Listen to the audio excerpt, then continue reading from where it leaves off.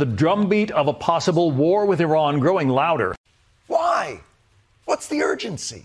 They're probably a week away from having industrial grade bomb making material. I got to say, a week away from having the material for a nuclear bomb. I'm a little surprised to hear that. You know, I thought I remembered someone saying something about that nation's nuclear program being, what was the word I was looking for?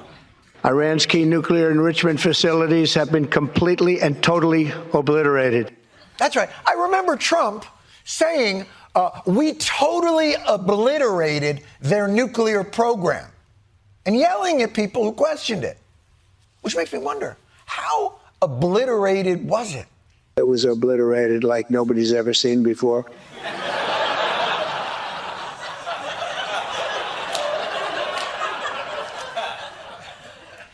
So the kind of obliteration that somehow re-obliterates? Is our plan now to re-obliterate their nuclear program every few months? Or is there a longer-term strategy? Taking the Armada to offshore Iran is to put pressure on Iran, first and foremost, to come to the table to negotiate around nuclear weapons. Oh, I see. The old carrot and stick. Our peace through strength will force Iran to make, let's call it, an Iran nuclear deal. I think I remember that phrase from when we made a nuclear deal with Iran. Whatever happened to that? I am announcing today that the United States will withdraw from the Iran nuclear deal. Oh, right. Trump obliterated it. So just to be clear, Donald Trump is on the brink of war with Iran to either obliterate the program Trump had previously obliterated or to force them into signing a deal like the one Trump had pulled out of. It's all in Chapter 9 of Art of the Deal, eating your own asshole. A short time ago, the United States military began major combat operations in Iran. Yeah, I'm sorry. Can I just jump in here real quick? This is how we're doing this? 2 a.m., Mar-a-Lago basement? No lighting? You don't even have one of those influencer halo things? You just go down in the basement, and this is what we're wearing? Blazer, no tie, shirt unbuttoned? Looking more like the father of the bride settling up with the caterer? Is that what we're doing? And not to nitpick, obviously, but baseball hat? We're going with a baseball hat? For a war of choice? Oh, I'm going to go down and make my war announcement. Don't forget the hat I got you at the airport souvenir store. As many of you know, war is God's way of teaching Americans geography.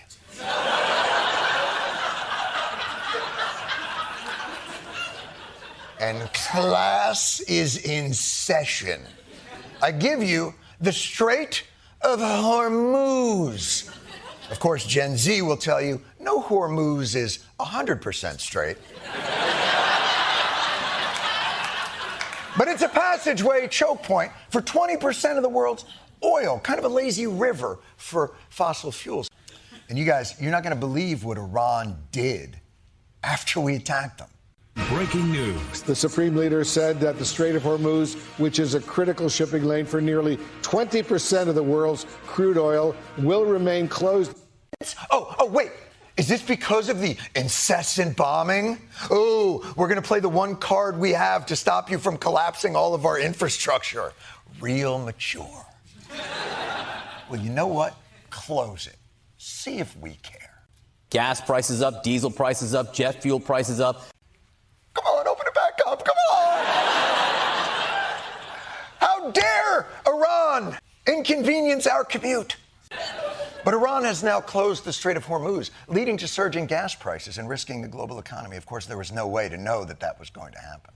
General Dan Kane, the chairman of the Joint Chiefs of Staff, warned President Trump that Iran could close the Strait of Hormuz. President Trump acknowledged the risk, but told his team that Tehran would likely capitulate before closing the strait. Gee, who would have thought that a guy who did this during a solar eclipse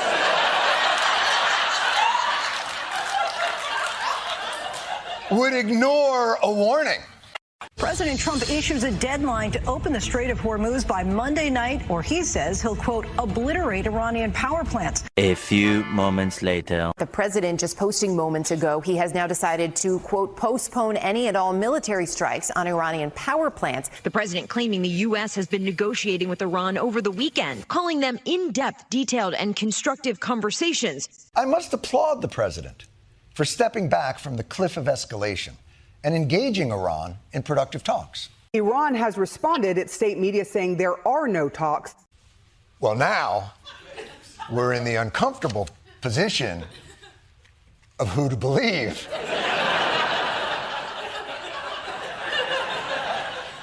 Normally in this situation, I think we'd all be inclined to, in some measure, not trust the pronouncements coming from this theocratic and corrupt regime. Iran. Talking about Iran. So let's give our president the benefit of the doubt and just probe a little deeper. Sir, you say we're having talks with Iran. Who did you talk to? A top person.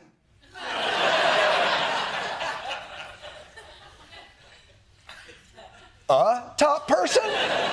Or the top person? The article really makes a huge difference here. Like, the guy or some f***ing guy? It's a little tough. We've wiped out everybody. So you're talking to a guy, but not the top guy, not the supreme leader. No, not the supreme leader, but the people that seem to be running it. Again, running it or seem to be running it? It's a big difference. Hey, where's our car? Oh, I gave it to the guy who seems to be the valet. He had a jacket, he was standing by the curb, seemed like a top guy, and he did take the car. Maybe if you walk us through the details, it'll feel more real. You said there's many points of agreement with Iran right now. Many. What, can you give us a Many, like 15 points. 15 points. Like 15? Or 15? Well, they're not going to have a nuclear weapon. That's number one. That's number 1, 2, and 3.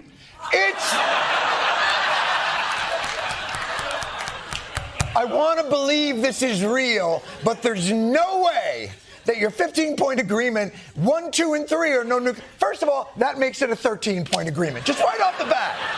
And there's no way you went to Iran and were like, all right, first point, no nuclear weapons. And point number 2, same. That's what we're supposed to believe. They will never have a nuclear weapon. You said yes to that? They've agreed to that. Look, Donald Trump is without a doubt one of the most prodigious liars this country has ever produced. He's our supreme misleader. But the chaos this very actual war is creating is making us question even his reality-distorting powers. Let's step back into the Wayback Machine. All the way back, I don't know, June, when Israel and the United States first bombed Iran's nuclear program. We wiped out the nuclear capability of Iran, obliterated it. It was obliterated like nobody's ever seen before. I would say it's set back permanently. That place is under rock. That place is demolished. They're never going to have nuclear.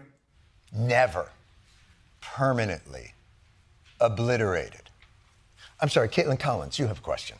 You obliterated their nuclear sites last summer with your strikes. Then how can you argue it was an imminent threat now? Oh, we hit them so hard, we obliterated them. But that doesn't mean with the right equipment, you can't dig down and go get it. Actually,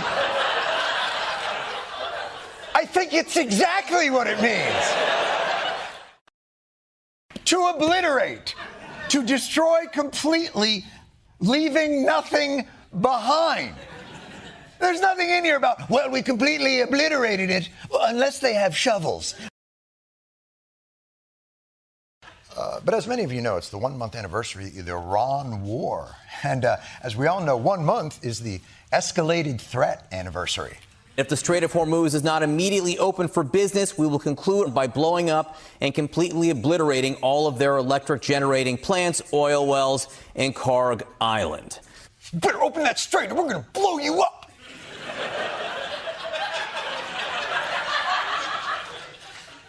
More than we already blew you up. We're going to double blow you up. We're going to blow you up. That's where we are at in our war. Trump is threatening to escalate our bombing campaign unless Iran opens the strait that they closed in response to Trump's bombing campaign.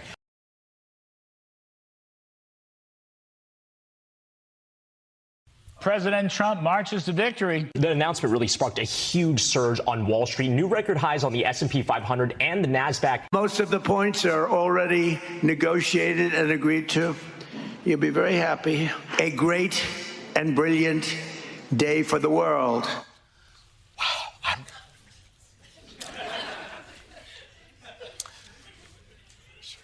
If I may offer you a humble apology.